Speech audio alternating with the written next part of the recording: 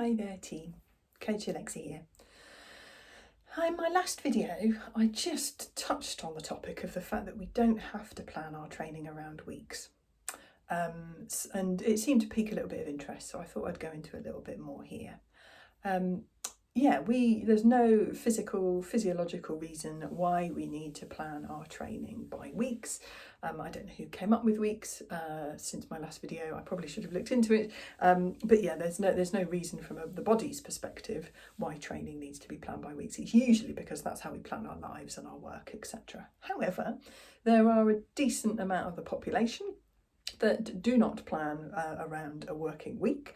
They might have a shift cycle that works in fortnights or 10 days or 5 days. Often that involves, sort of earlys, late nights, etc. So that adds potentially a little bit of a different aspect of complexity. You might have a job that doesn't have a particular rhythm to it at all. You might be a bit ad hoc, busier at some times, less busy at other times.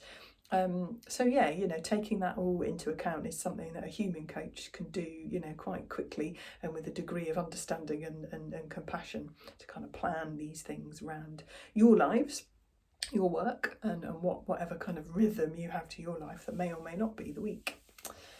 Other examples that I've worked with over the years are perhaps things like parents who have shared custody of children.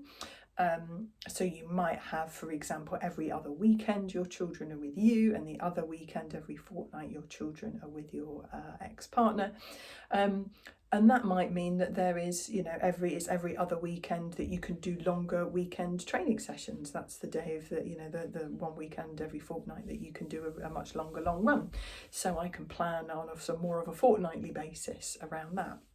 It might be that you have particular drugs that you take or medical condition that mean that there are different sort of phases to drugs that you're on or treatments and things, which again means that, a usual kind of week by week program might not necessarily suit.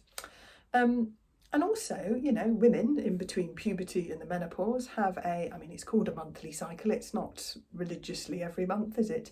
And therefore there might be points at which, through the beginning of the week and the start of the week, where your body is in quite a different space, responding a bit differently to training. So, thinking about that and planning around that in a not necessarily in a weekly basis can be really helpful too.